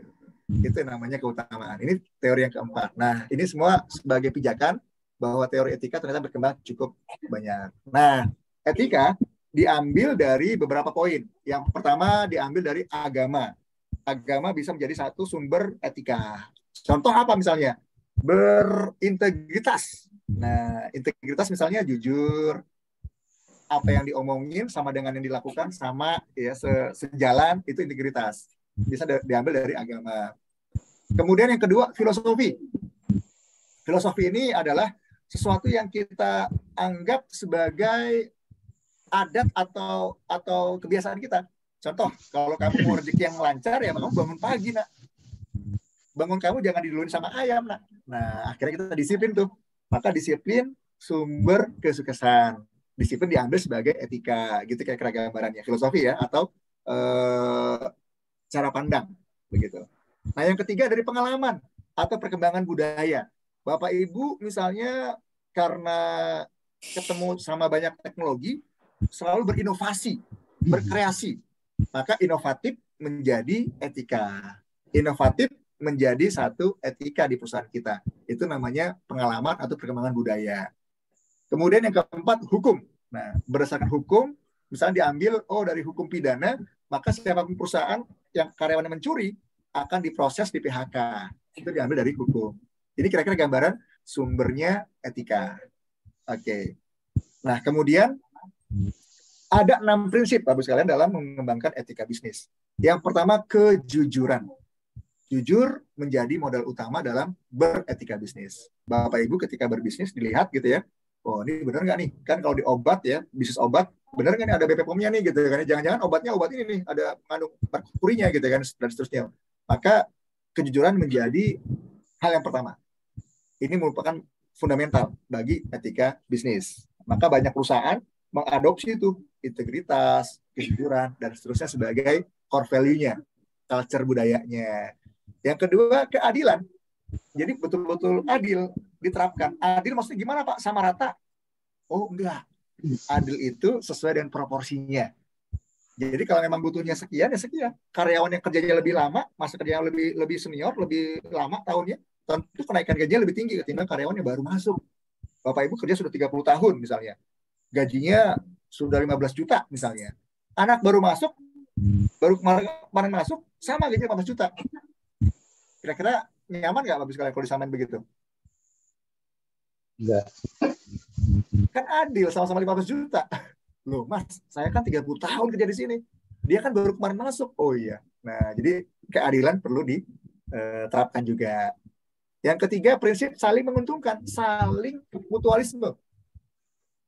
Perusahaan diuntungkan oleh karyawan, karena ada karyawan, ada sumber daya, ada resource. Sementara karyawan diuntungkan sama perusahaan karena mendapatkan salary, mendapatkan penghasilan. Maka kedua belah pihak saling menguntungkan. Terus kenapa ada demo-demo? Ya mungkin ada salah satu pihak yang tidak menguntungkan atau menzolimi misalnya. Kerja di sini nggak diongke, nggak dimanusiakan, diperah kita. Masa? Iya. Setelah dibedah ternyata betul ada perusahaan yang nakal. Lembur nggak dibayar. Bahkan karyawan dipaksa untuk lembur overtime gitu ya. Nah, ini tentu tidak saling menguntungkan di sini, saling merugikan. Nah, prinsip yang keempat, otonomi. Ya, otonomi ini apa? Kebebasan untuk berkreasi, Bapak sekalian. Dalam bisnis kita bebas, sebebas-bebasnya. Tapi bertanggung jawab. Jadi bebas tapi bertanggung jawab. Yang kelima, kesetiaan, ya, setia atau loyalitas, nggak mudah mengkhianati atau memungkiri. Kalau di perusahaan itu ada namanya PKB. Pernah dengar Bapak Ibu PKB di industri, di pabrik atau di perusahaan-perusahaan manufacturer? Perjanjian kerja bersama. Yes, itu dia. Perjanjian kerja bersama. Kalau perusahaannya agak kecil, mohon maaf, kalau dia mungkin nggak punya serikat pekerja, namanya PP, peraturan perusahaan. Kalau yang dia punya serikat pekerja, ya punya SPSI atau sejenisnya begitu, dia PKB namanya. Nah, itu sebagai kedua belah pihak saling berpegang pada itu. Nah, setia dua-duanya untuk memegang komitmen bersama. Nah, yang terakhir, prinsip integritas moral. Nggak ada kedustaan, nggak ada kebohongan, nggak ada manipulasi data, nggak ada yang diumpet-umpetin, kedua belah pihak saling transparan. Ini kira-kira gambaran prinsip etika bisnis. Oke. Lanjut ya, sedikit lagi. Lanjut. Dalam Islam itu ada beberapa poin Bapak sekalian. Yang pertama terkait dengan ketauhidan, ya, bahwa manusia ini adalah wakil Allah di bumi ini. Kemudian yang kedua, seimbang, semua orang itu sama, ya. Semua orang itu equal, sama gitu ya, tidak ada yang saling dilebihkan karena mereka semuanya sama di mata Allah, itu makhluk Allah. Yang penting yang paling bertakwa. Yang ketiga, semua manusia bebas. Apapun yang mereka lakukan bebas asal bertanggung jawab gitu ya. Kenapa? Karena yang mereka lakukan semua akan dipertanggungjawabkan kelak di akhirat. Ini dalam konsep Islam. Sehingga meskipun bebas tetap bertanggung jawab. Saya boleh dong jual narkoba. Ya kalau kamu mau masuk penjara silahkan gitu. Jadi memang meskipun bebas tapi ada tanggung jawab begitu. Nah, ini kira-kira gambaran tentang etika bisnis dalam Islam. Nah, lanjut, bagaimana sekarang implementasinya? Bapak Ibu sekalian, ketika etika bisnis ini ketemu sama beberapa segmen, maka dia kemudian berubah. Ketika dia ketemu sama karyawan, maka namanya etika kerja untuk karyawan, ya, atau peraturan perusahaan gitu ya. Ketika dia bertemu dengan seorang profesional, maka namanya etika profesi, kode etik profesi gitu ya. Ketika dia bertemu dengan seorang pebisnis, ada etika bisnis. Ketika bertemu dengan seorang investor, maka ada etika ketika berinvestasi. Tergantung apa yang kita lakukan. Apakah sebagai seorang karyawan, sebagai seorang profesional, ya, atau sebagai seorang pebisnis, atau sebagai seorang investor. Maka semuanya dibingkai, dijagain oleh etika bisnis. Nah, ini gambar etika bisnisnya. Ternyata seorang pebisnis itu punya banyak hubungan. Yang pertama kepada pemegang saham, ya, kepada stakeholdernya, maka dia punya etika. Bagaimana laporannya harus transparan, nggak boleh diumpet-umpetin, kemudian juga bisa memberikan laporan yang sesuai, dan seterusnya. Itu kepada pemilik saham. Kepada manajemen dan kepada karyawan juga ada etikanya yang harus dia mainkan. Nggak boleh sembarangan. Karyawan digaji sesuai dengan tanggalnya, ada besaran remunerasi yang diberikan, tunjangan-tunjangan yang diberikan gitu kan, hak-hak yang karyawan diberikan semuanya, dan seterusnya gitu. Ada tunjangan cuti gitu ya, ada hak cuti, ada hak sumbangan, dan seterusnya. Ini namanya hubungan perusahaan dengan karyawan. Ketika ke pihak lain, ternyata juga perusahaan ada hubungan dengan pihak yang lain. Contoh yayasan, mungkin perusahaan itu punya yayasan, atau perusahaan itu punya auditor, dan seterusnya. Maka juga ada etika yang harus dibangun. Kepada konsumen juga dibangun. Nggak boleh perusahaan membohongi konsumen. Oh, ini namanya susu. Setelah diteliti, oh ini bukan susu, cuma coklat doang. Diganti namanya. Ada yang begitu kan ya, bagus kan ya? Ada yang tahu nggak? Yang dulunya dikenal susu ini, saya nggak nyebut merek ya. Tapi setelah diteliti, ini bukan susu, cuma coklat aja. Maka namanya dirubah, akhirnya nggak pakai nama susu gitu ya. Itu kepada pelanggan, nggak boleh dibohongi, ditutup-tutupi atau dikamuflasekan. Kemudian kepada pemerintah, transparan juga, ada etika yang dilakukan terkait dengan perpajakan, kewajiban regulasi, dan seterusnya begitu. Kepada supplier juga ada etikanya. Ada perusahaan, teman-teman sekalian, dia dapat barang sekarang, bayarnya tempo 3 bulan kemudian. Pernah ya ketemu dengan perusahaan begitu, teman-teman sekalian? Bayarnya sekarang, bayarnya tempo 30 hari kemudian, kadang 3 bulan kemudian paling ekstrim gitu kan, baru dibayar. Ada begitu nggak perusahaannya? Nah, ini juga ada etikanya, kasihan si pemasok, si supplier gitu kan. Kalau nggak dibayar-bayar ya akhirnya dia kolaps gitu kan, bisa muter modalnya. Nah, sama juga kompetitor. Ternyata perusahaan kita juga ada etikanya dengan kompetitor atau pesaing gitu ya. Nggak boleh black campaign atau menjelek-jelekan perusahaan lain gitu kan. Apalagi sambil kita kampanye, sambil promosi, jelek-jelekin perusahaan sebelah. Ini nggak boleh gitu ya dalam hubungan etika bisnis. Oke. Nah, berikutnya implementasinya, Bapak sekalian, etika bisnis di sebuah perusahaan ditambah sama budaya perusahaan itu, maka lahirlah yang namanya core value. Ada yang tahu core value, Bapak sekalian? Mohon maaf kalau istilahnya agak sedikit mungkin menggunakan bahasa sananya. Nilai inti atau nilai inti sebuah perusahaan itu core value yang mereka anut. Contohnya apa, Pak? Yuk kita lihat. Di Astra dikenal dengan istilah catur dharma misalnya. Catur dharma ini perpaduan antara etika bisnis dan juga nilai budaya yang dianut sama perusahaan itu dikolaborasikan, jadilah catur dharma. Sehingga semua cetakan karyawan perusahaan itu hampir semuanya menganut etika ini. Dan saya lihat ini bekerja. Ya, Astra setelah 60-an tahun dia berkiprah dalam dunia bisnis di Indonesia. Ternyata semua karyawan-karyawan Astra itu cetakannya sama, gitu kan ya, dari catur dharma ini. Kemudian BUMN ada namanya akhlak. Pernah dengar Bapak sekalian akhlak di BUMN? Semua BUMN merujuk ke ini core value-nya. Akhlak, amanah, kompeten, harmonis, loyal, adaptif, kolaboratif. Ini sebagai etika yang berlaku di perusahaan tersebut begitu. Dan semua pihak ya mematuhi ini sebagai core value-nya. Nah, ini yang kira-kira implementasi di lapangan.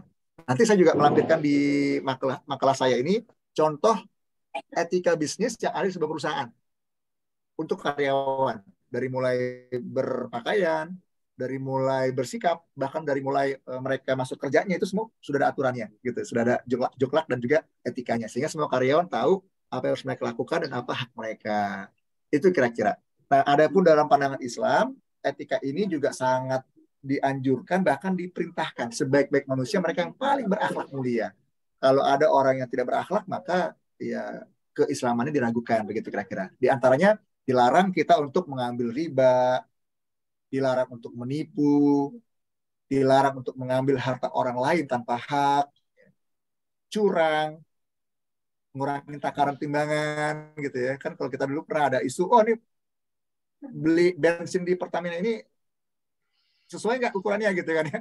Akhirnya muncul logo apa, bagus sekali kalau Bapak Ibu masuk ke pom bensin, kalau sudah ada logo itu pasti pas gitu kan ya. Nah itu karena ada indikasi kecurangan gitu ya. Kemudian menimbun dagangan, monopoli, berkhianat, bersumpah palsu, spekulasi, nah itu semua dalam Islam dilarang. Sehingga seorang pebisnis ketika mereka berbisnis harus memahami ini semua. Bahkan di zaman Umar bin Khattab, orang yang masuk ke pasar, berbisnis di pasar, kalau dia nggak tahu ilmu fikih ekonomi, maka dia dilarang untuk berdagang. Kenapa? Akan merugikan orang lain. Bayangin Bapak sekalian, akan merugikan orang lain kalau dia nggak ngerti ilmu tentang etika ini. Nah, adapun perilaku yang sangat dianjurkan dalam Islam, ya, menjauhi bisnis barang atau kegiatan yang haram. Sepanjang saya menemani perusahaan Astra, 170 perusahaan yang tersebar di seluruh Indonesia, begitu, meskipun mereka growth, tumbuhnya perusahaan tumbuh, mereka nggak pernah kepikiran untuk menjual hal-hal yang sifatnya jual narkoba, jadi bandar judi, gitu, prostitusi, gitu. Kenapa? Karena etika mereka diatur di Catur Dharma bahwa semua bisnis yang saya lakukan bermanfaat bagi bangsa. Oh begitu ternyata. Nah kemudian di akhlak BUMN, semua karyawan ya tadi kan digambarkan akhlak itu nggak boleh menerima suap. Begitu core value-nya ceritanya gitu. Sehingga sekarang ya diharapkan karyawan-karyawan BUMN nggak menerima suap dan seterusnya. Ini merupakan etika yang berlaku di perusahaan-perusahaan tersebut begitu. Menjauhi unsur penipuan, jual beli yang halal, kemudian adil, kejujuran, menepati janji, meneruskan transaksi yang tidak tunai, gitu ya, sepakat, meninggalkan bisnis ketika waktu sholat, bahkan ketika masuk waktunya dibayarkan zakatnya dan seterusnya. Ini kira-kira gambaran tentang etika dalam Islam. Nah, Bapak Ibu sekalian, bagaimana kekuatan etika? Saya akan ceritakan. Bapak Ibu mungkin pernah dengar, ya saya mohon maaf kalau harus menyebut merek ya Bapak Ibu sekalian ya, pernah naik Adam Air? Nah. Pesawat Adam Air, maskapai. Nah, tapi ketika kejadian di tahun berapa ya jatuh pesawatnya itu ya di daerah Sulawesi ya. Bapak Ibu ada ingat tahun berapa jatuh? Kemudian banyak meninggal. Setelah itu kemudian kolaps perusahaannya. Tahun 2014 ya, ada yang namanya AirAsia. Ada yang pernah naik AirAsia Bapak sekalian? AirAsia sebuah maskapai yang sangat luar biasa. Sampai sekarang saya sangat mengagumi pemiliknya, Tony Fernandes. Saya cerita sedikit ya Bapak sekalian, boleh ya cerita ya sedikit ya tentang AirAsia, bagaimana etika bisnis dijunjung tinggi di AirAsia. 2003 ya, perusahaan AirAsia dijual oleh pemiliknya, maskapai Malaysia, dengan harga yang sangat murah Bapak sekalian, RM1. Dijual RM1 waktu itu Rp3.000 kira-kira. Loh, semua orang tapi nggak ada yang mau beli. Semua orang nggak ada yang mau beli, dijual sahamnya RM1. Kenapa Bapak sekalian? Ada yang tahu saat itu? Collab. Karena perusahaan ini punya hutang yang banyak banget. Tiba-tiba ada seorang anak muda, ya, anak muda keturunan Tony Fernandes, gitu kan, dia membeli AirAsia. Semua orang bilang, lu gila lu beli perusahaan yang bangkrut. Gak apa-apa, gue berani. Tapi dia beli perusahaan itu dengan utang-utangnya gitu kan ya, dia harus menjual semua hartanya, kebunnya, asetnya, rumahnya, gudangnya, perusahaannya dijual semua untuk membiayai utangnya AirAsia tersebut.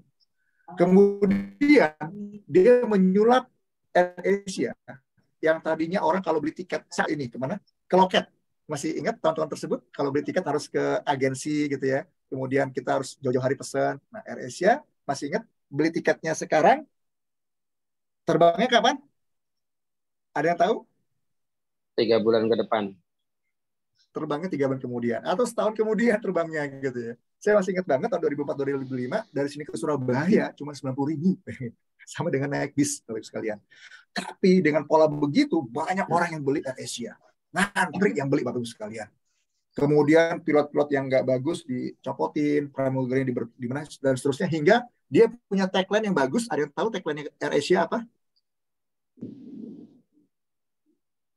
Ada yang tahu tagline-nya AirAsia? Everyone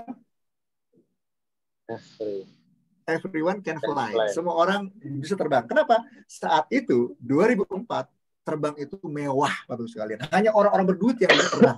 Tapi oleh AirAsia disulap menjadi milik semua orang terbang itu. Bayangin ke Surabaya cuma 90.000, ke Singapura cuma 200.000 Bapak Ibu sekalian naik AirAsia. 2014 terjadi tragedi. Pesawat AirAsia jatuh di daerah Kepulauan Babel ya, Bangka Belitung kalau nggak salah ya. Semua orang bilang, bakal hancur AirAsia, bakal bangkrut nih. Tapi yang terjadi Bapak Ibu sekalian, Tony Fernandes terbang dari Malaysia ke Surabaya. Kebetulan waktu itu terbangnya dari Surabaya pesawatnya. Dengan gentle dia katakan, wahai para keluarga korban, saya Tony Fernandes. Ini nomor handphone saya. Jika Bapak Ibu ingin tahu update tentang berita korban pesawat tersebut, hubungi saya langsung, akan saya jawab. Ini asuransinya, ini bayaran asuransi hak-hak Bapak Ibu sekalian. Saya tunaikan semuanya, tuntas, nggak ada yang terhutang. Ada informasi, tanya saya langsung. Bayangin Bapak Ibu sekalian, dia nggak ngumpet, dia nggak kabur, dia nggak lari. Dia hadapi dengan sangat gentle. Dan dampaknya hingga hari ini, AirAsia masih ada nggak kira-kira? Masih ada? Masih ada. AirAsia masih merajai di Asia Tenggara. Masih menjadi maskapai yang diminati oleh banyak orang. Itulah kekuatan etika bisnis Bapak Ibu sekalian. Ketika kita punya etika bisnis, maka bisnis tidak hanya kuat, tapi juga dia akan establish, akan sustain, bahkan berumur panjang.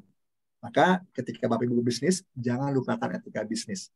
Bagi kita, bisnis itu nggak sekedar untung, tapi juga dia memberikan keberkahan bagi orang lain. Amin. Dia memberikan rahmat bagi orang lain. Dan itulah dalam Islam disebutkan bahwa kita sebagai penyebar rahmatan lil alamin. Demikian kira-kira pengantar materi saya. Kita masih ada waktu diskusi. Saya khawatir kalau kepanjangan nanti kita pendek diskusinya. Mungkin begitu Mas Gulfon. Sementara untuk pengantar materi nanti saya akan sampaikan materi ini ke Mas Anggi atau ke Pak Gulfon ya untuk disebar ke para mahasiswa. Di sini juga saya contohkan manner atau etika bisnis yang berlaku di sebuah perusahaan manufacturer. Saya ambil langsung real ya. Di perusahaan XYZ, saya tidak sebut namanya, tapi menggambarkan bagaimana etika bisnis perusahaan tersebut, begitu kira-kira.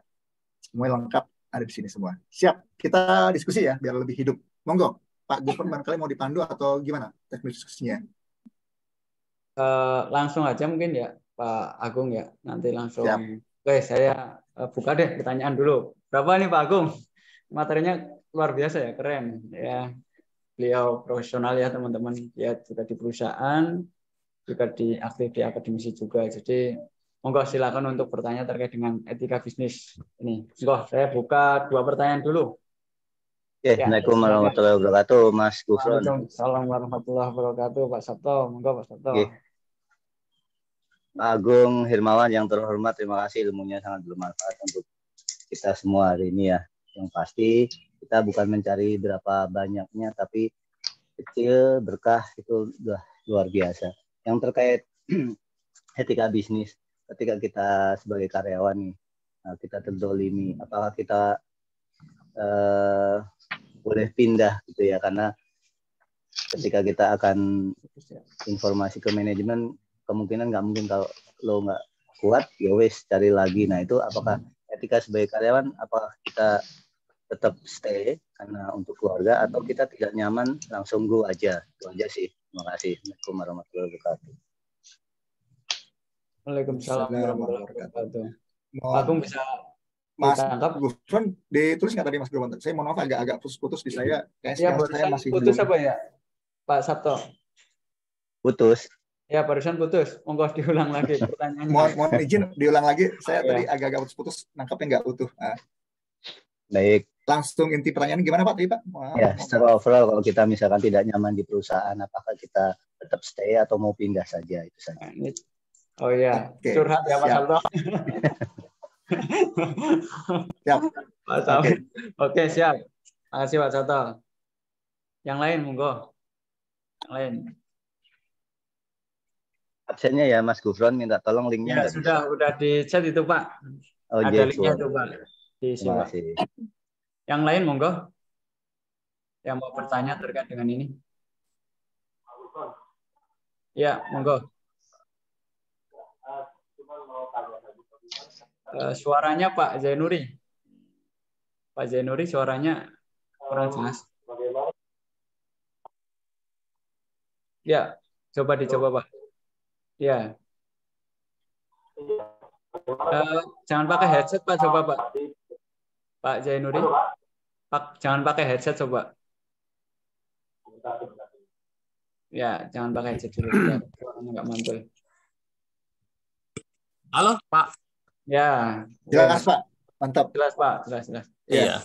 Pak, bagaimana cara kita menyikapi di suatu perusahaan yang mempunyai kalau kita bilang sifat bukan sifat tapi dia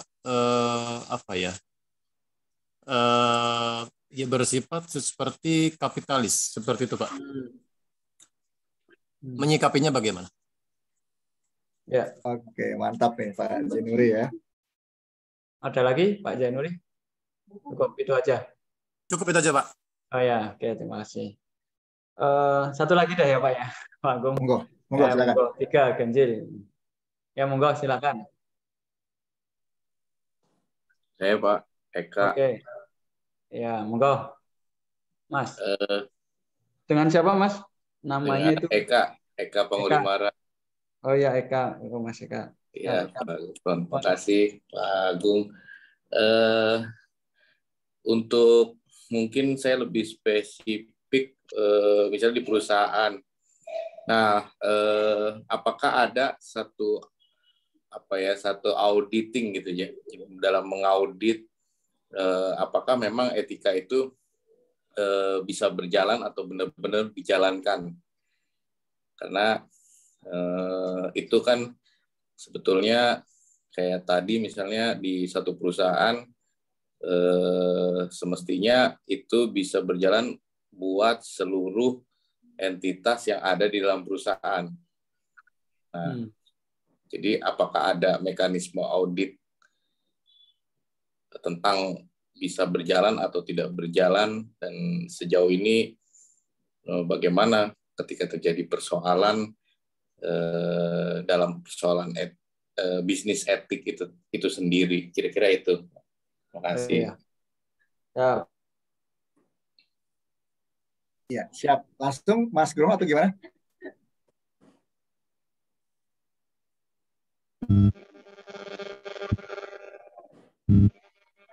Oke, langsung ya. Baik. Terima kasih Bapak Ibu sekalian pertanyaannya. Yang pertama Pak Sabto. Ya. Oke. Ada yang bocor ya suaranya. Baik, Pak Sabto, kalau kita nggak nyaman di sebuah perusahaan, gimana? Resign. Nah, Bapak Ibu sekalian, resign ini gampang-gampang susah. Apalagi zaman now, ketika ada era disruption, ada pandemi, banyak perusahaan yang kemudian gulung tikar, nggak mudah untuk mencari pekerjaan. Tapi memang saya selalu memberikan bekal kepada anak-anak mahasiswa yang di kelas offline gitu ya, bahwa kalau kita punya kompetensi, kita punya keunggulan, ya kerjaan yang akan nyari kita gitu ya. Kerjaan yang akan berbondong-bondong datang ke kita gitu ya. Malah apalagi kalau Bapak Ibu punya satu kompetensi gitu. Jadi nggak usah khawatir. Nah, tanyakan kepada hati nurani kita Bapak sekalian. Kalau Bapak Ibu nggak nyaman di situ, tapi nggak punya pilihan lain, jangan paksakan untuk resign. Jangan paksakan untuk resign. Tapi kalau Bapak Ibu memang yakin dengan skill, saya kok nggak dihargai banget. Ada sahabat saya gitu kan, sering konsultasi, dia kerja di sebuah perusahaan, gajinya 2 digit. Tapi atasannya kalau lagi marah itu mohon maaf, bahasa Ragunan keluar semua ke sana gitu kan ya. Apa yang dilakukan 6 bulan dia nggak bertahan. Walaupun 2 digit, ya, tapi harga diri dia sebagai manusia gitu direndahkan di sana, nggak dia teruskan begitu. Itu dia berani ngambil kekuatan karena dia yakin.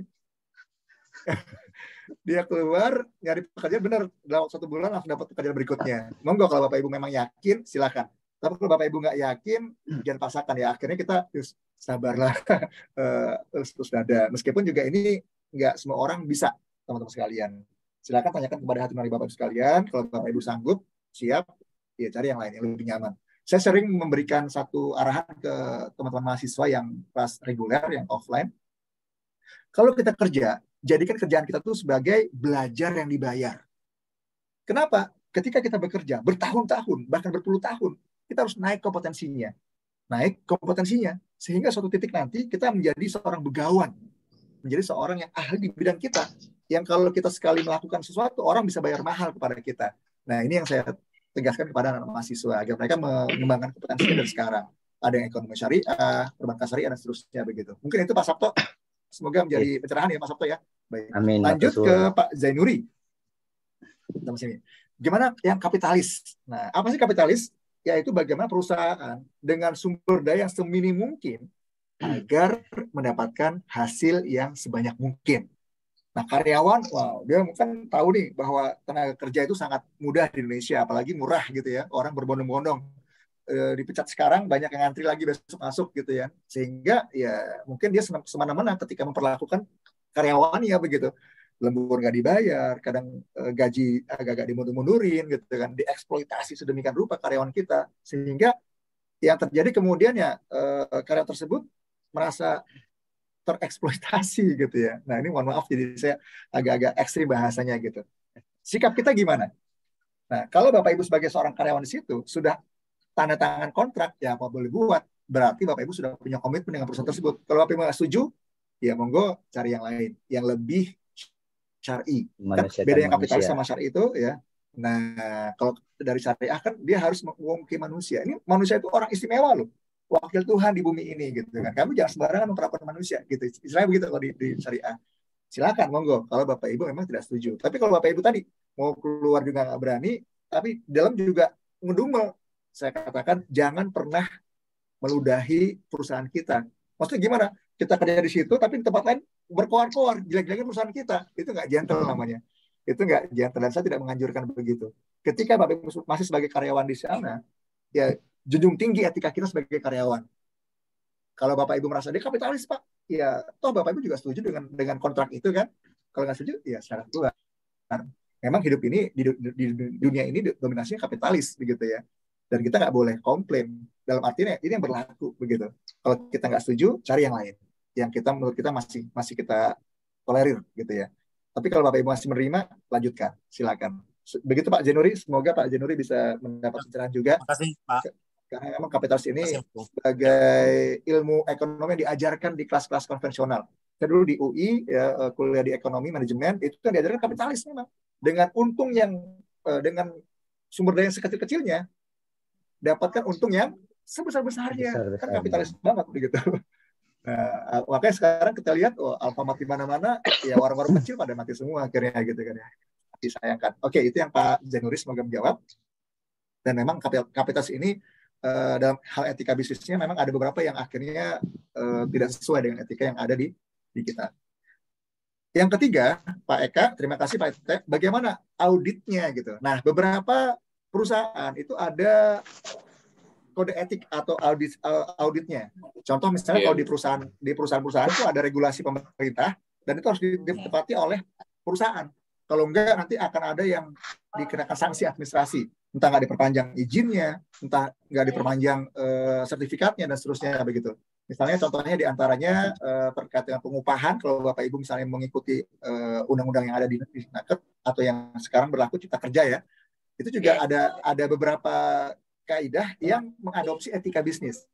Meskipun kalau ada orang bilang dari sisi karyawan, wah undang-undang Cipta Kerja ini agak-agak merugikan buruh nih gitu ya. Agak merugikan buruh gitu kan ya. Menguntungkan investor atau perusahaan gitu kan ya. Ya kita ambil positifnya. Karena kan nggak mungkin pengusaha bisa sukses kalau buruhnya juga nggak sukses. Dan sebaliknya, buruh nggak bisa eksis ada kalau perusahaannya juga nggak lancar gitu kan ya. Nah ini di Snaker dia selalu ada audit. Bahkan tiap tahun, tiap bulan, 2 bulan pas laporan itu ada auditnya dan seterusnya begitu ya. Kemudian kalau kayak perusahaan tertentu misalnya kayak perbankan gitu itu juga ada kode etiknya, ada GCG-nya yang diatur gitu. Itu secara berkala dimonitor, diawasi oleh BI. Nah itu di beberapa perusahaan gitu ada terkait etika bisnis ini. Bahkan kalau perusahaan-perusahaan yang hebat itu GCG-nya itu menjadi terdepankan Contoh kayak Astra Group misalnya dengan Catur Dharma itu menjadi satu penguat merek, satu penguat brandnya gitu. Karena masyarakat tahu siapapun perusahaan yang punya etika bisnis pasti perusahaan hebat, pasti perusahaan besar. Tapi perusahaan yang tidak punya etika bisnis biasanya ada yang terzalimi di situ. Itu kira-kira gambarnya Pak Eka. Insya Allah semoga sempat jawab ya. Terima kasih Pak Agung. Terima kasih. Silakan Pak Gufron, apakah masih ada waktu atau ada hal lain? Silakan. Baik. Mungkin ada yang mau bertanya lagi mungkin? Ya, dua penanya lagi ya. Ya, saya Pak. Monggo. Pak Muharram dulu. Oke, terima kasih. Assalamualaikum warahmatullahi wabarakatuh. Namanya sama Pak Muharram. Oh ya, saya juga ya. Gimana nih? Siapa dulu nih? Silakan Pak Heri, silakan. Mas Heri. Oke, baik. Terima kasih Pak Muharram. Ya, selamat sore Pak Agung dan semua rekan-rekan semua. Sore Pak Heri. Ya, jadi begini Pak, saya mau bertanya, ketika ini terkait dengan etika kerja ya, mungkin saya sendiri sebagai karyawan salah satu perusahaan, terkait etika kerja. Ketika sudah tidak ada trust karyawan terhadap perusahaan, apakah diperbolehkan atau diperkenankan pihak dari karyawan mungkin melalui serikat pekerja atau lainnya itu mengundang lembaga auditor, mungkin salah satunya terkait neraca keuangan. Ya, jadi mungkin satu case-nya mungkin ada tuntutan dari karyawan, mungkin bonus atau apa gitu kan, sehingga ada negosiasi di situ. Ternyata mungkin satu kasusnya bahwa seharusnya profit sekian, tapi perusahaan bilangnya sekian, sehingga timbullah kepercayaan di situ ya. Nah, ini kan untuk membuktikan itu semua, apakah dari pihak karyawan ini boleh untuk mengajukan audit keuangan perusahaan? Seperti itu, Pak. Mungkin itu, Pak, pertanyaan. Keren banget. Assalamualaikum warahmatullahi wabarakatuh. Waalaikumsalam. Wah, ini tentang bonus nih, Pak ya. Wah, luar biasa Pak Heri ya. Udah bahasanya bonus ya. Orang lain terkait dengan gaji UMR gitu ya. Ini bonus. Cakep. Monggo. Ada lagi atau langsung dijawab Pak Gufron barangkali? Satu lagi, Pak. Ya, monggo Pak Muharram. Satu lagi ya terakhir ya. Monggo. Baik Pak Agung, begini, ini terkait tentang etika bisnis ya. Tadi sudah disinggung masalah kapitalisme ya, dan kondisi bisnis saat ini kan yang berlaku memang itu gitu kan. Dan yang berlaku itu skill 86 dan kekuatan orang dalam lah. Istilahnya kalau di dunia bisnis yang nyata gitu kan. Nah, kita sebagai pelaku bisnis gitu kan ingin menerapkan sebagaimana ilmu yang sudah kita pelajari tentang ekonomi syariah gitu. Nah, itu tantangannya sangat luar biasa, seolah-olah kita melawan arus. Kita hidup ini ibaratnya sedang berenang melawan arus. Nah, tips-tips kiat apa sih gitu kan? Karena saya sendiri dari 2015 ini bisnis ini seolah ketika memutuskan untuk ya saya dengan kondisi mengikuti bisnis syariah gitu kan, itu tumbuhnya sangat lambat dan cenderung itu malah naik turun gitu kan, nggak bisa secara konsisten naik terus gitu. Mungkin ada pengalaman yang bisa di-share dari perusahaan besar yang sudah menjalankan atau dari pribadi Pak Agung gitu kan. Mungkin seperti itu Pak Agung yang ingin saya tanyakan dan ingin dapat masukan yang lebih. Terima kasih Pak Gufron. Terima kasih Pak Muharram, luar biasa. Langsung teknis ya, pertanyaannya cakep. Silakan. Lanjut Pak Gufron atau sudah bisa saya jawab? Jawab aja Pak, udah Pak. Siap, baik. Udah mau buka nih Pak. Yang di Jawa Tengah udah buka kayaknya. Dan oh iya sudah buka ya. Mohon maaf ya. Yang Jawa Tengah sama Kalimantan sudah buka duluan ya. Baik Pak Heri, audit. Ketika kita bernegosiasi dengan perusahaan, memang betul ketika ada manajemen, ada serikat pekerja, mereka terikat dengan yang namanya PKB, perjanjian kerja bersama. Dan pemerintah memang mengharapkan adanya bipartit, hubungan yang harmonis kedua belah pihak nih. Seperti seorang suami istri lah gitu pasangannya gitu. Ketika masalah bonus juga kalau bisa dirundingkan dengan baik-baik gitu kan. Meskipun tidak ada kebohongan di situ gitu. Tapi kadang-kala ya mohon maaf ada perusahaan yang memang nakal. Ya akhirnya menghidden, ada bikin 2 laporan gitu ya. Laporan yang untuk publik, ini untuk internal gitu ya. Sehingga si karyawan ini nggak percaya gitu ya. Gimana kalau begitu? Kalau memang bipartit sudah tidak bisa diharmoniskan, ya bisa tripartit gitu kan ya. Nah, kalau memang sudah tripartit dan kita mau ada auditor, nah silakan diperbolehkan. Tapi biasanya memang perusahaan-perusahaan yang bagus manajemennya, mereka komitmen. Jarang banget yang mohon maaf gitu membohongi atau mengkamuflasekan laporan keuangannya gitu kan. Dan ketika memang lagi jatuh, ya disampaikan jatuh. Dan SPSI juga harus sama-sama paham. Kalau lagi rendah ya jangan maksain diri minta bonus yang tinggi gitu ya. Karena kan kedua pihak saya butuhkan gitu kan ya. Tapi secara umum kalau memang kita mau butuh auditor dan ingin mengaudit perusahaan, itu masih dibolehkan Bapak Ibu sekalian, nggak masalah. Itu Pak Heri. Cuman caranya mungkin yang bijak. Kenapa? Karena kita berhubungan dengan sawah ladang kita nih. Kalau cara kita nggak bijak gitu ya, seolah-olah kita menelanjangi perusahaan kita. Sama dengan meludahi sumur yang kita minum gitu kan ya. Ya mau nggak mau akhirnya ya diperbaikilah bipartit keduanya gitu. Manajemennya harus transparan, serikat pekerja juga harus kooperatif begitu. Sementara itu mungkin Pak Heri semoga bisa menjawab di waktu singkat ini. Baik, terima kasih. Siap. Pak Muharram, terima kasih Pak. Tipsnya saya berikan ya, kalau Bapak Ibu sekalian, Bapak Ibu akan bisa menjadi orang yang sukses dalam dunia profesi atau bisnis.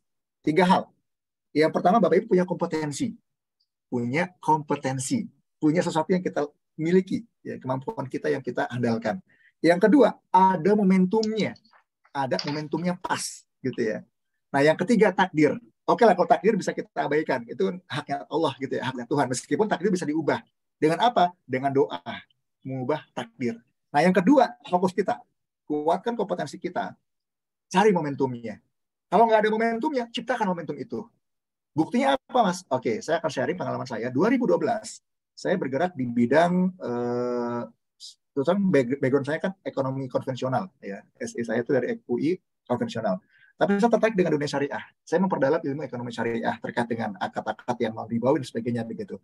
Saya buat satu sistem keuangan syariah begitu, kerjasama dengan sebuah bank syariah. Saya nggak nyebutin merek gitu kan ya. Dan ternyata saya bikin proposal untuk mengajukan sebuah kerjasama yang merujuk ke sebuah perusahaan besar. Dan ternyata ide saya dibeli, di mana karyawan bisa mendapatkan pembiayaan syariah. Karena waktu itu karyawan senangnya itu pembiayaan yang sifatnya konven. Apalagi mereka kan yang penting bisa gesek, bisa KTA, kredit tanpa angsuran. Oh, bukan angsuran, anggunan maksudnya gitu kan ya. Operasi itu kan senang. Nah, saya alihkan bagaimana menggunakan syariah. Dan ternyata atas izin Allah begitu kan, apa yang saya lakukan itu momentumnya pas. Dalam waktu singkat ya, saya punya 1.500 nasabah. Digelontorkan 50 miliar saat itu gitu kan ya. Dan saya dapat ujrohnya itu 12,5%. Ya lumayan tuh, nggak ngapa-ngapain, cuman membuat satu produk keuangan syariah, nego ke pihak perbankan yang bisa diajak bersama, mencarikan marketnya, dipertemukan, deal. Jadilah sebuah bisnis yang menyenangkan. Syariah, indah, mudah, berkah. Jadi gitu Pak Muharram, pertama Bapak harus kuatkan kompetensinya. Kalau memang Bapak kuatnya di ekonomi syariah, kuatkan terus, yakin sama Allah. Rezeki itu nggak akan ketukar. Tidak akan ketukar selama kita ikhtiar dengan maksimal. Setelah kuat kompetensinya, cari momentumnya. Kalau enggak, ciptakan momentum itu. Zaman now sangat mudah untuk menciptakan momentum. Apalagi zaman digital. Sangat mudah kita membuat branding dan sebagainya begitu. Yang penting tetap semangat. Itu mungkin Pak Muharram sebagai satu sharing, semoga bisa mencerahkan. Bapak Ibu, saya mohon izin karena sudah 17.30 ya Pak Gufron ya. Pak Agung ya. Langsung closing statement atau ada lagi Pak Gufron? Iya. Ya udah, bisa ditutup dulu dari Pak Agung.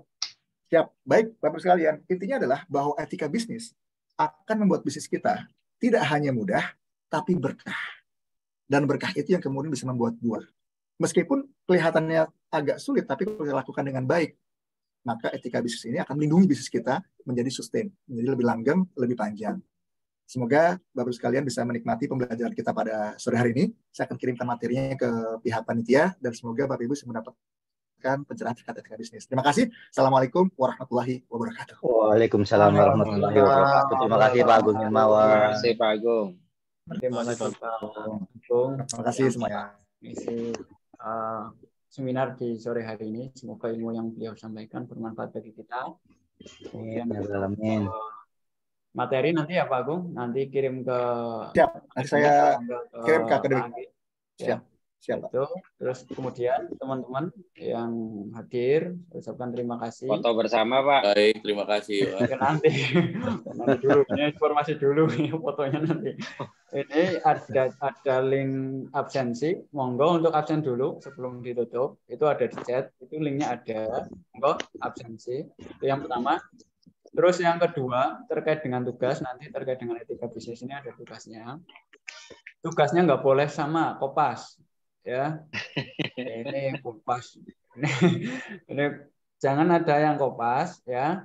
Kalau semuanya dikerjakan bersama, ya dikerjakan bersama, tapi tidak nyontoh seperti itu. Nanti akan berimbas sama nilainya teman-teman. Karena kemarin ada yang komplain ke saya, Pak, nilai saya kok B atau lebih rendah ya daripada yang dicontek, daripada yang menyontek. Gitu. Yang nyontek udah dapat A contoh seperti itu. Ya itu salah sendiri dicontek seperti itu ya. Jadi saya harap teman-teman itu jangan ya, oh iya, maksudnya jangan dan dicontoh dan lain sebagainya. Yang penting dikerjakan, dikumpulkan dengan sesuai dengan waktu yang sudah ditentukan ya. Kalau pengen kerjasama ya kerjasama, tapi dengan berbeda pendapat boleh, argumen boleh seperti itu. Silakan yang belum absen, saya tunggu. Monggo. Sambil menunggu absen, ya silakan on kamera, saya ambil dokumentasi.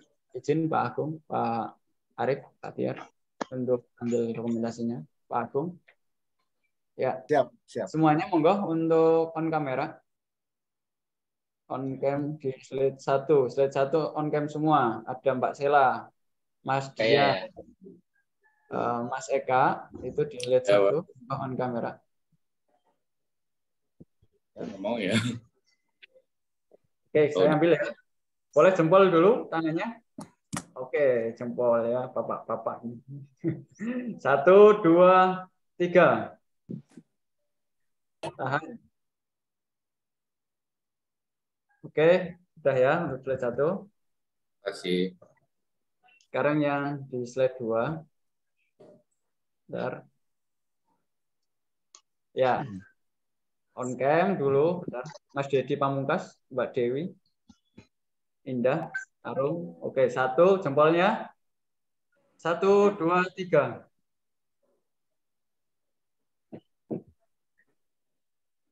Oke. Sudah ya. Sekarang ke slide 3. Terakhir. Oh, rupanya yang di slide 3 ini kerja semua. Enggak apa-apa.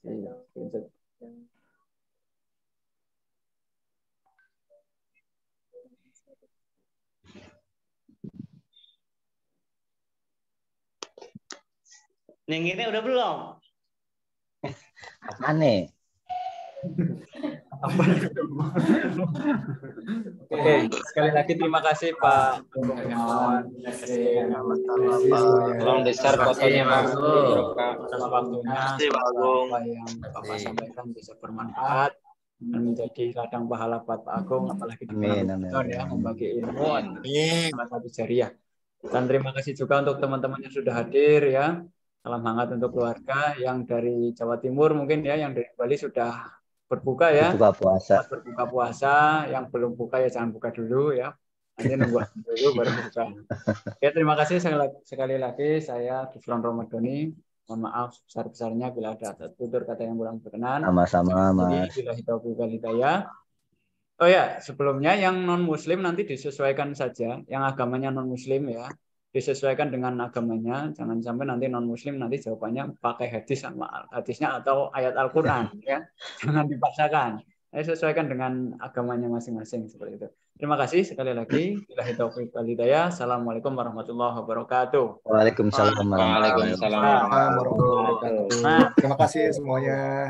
Izin pamit. Terima kasih. Ditunggu Pak Agung. Siap.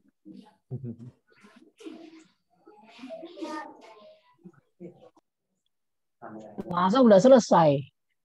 Udah iya, Ge.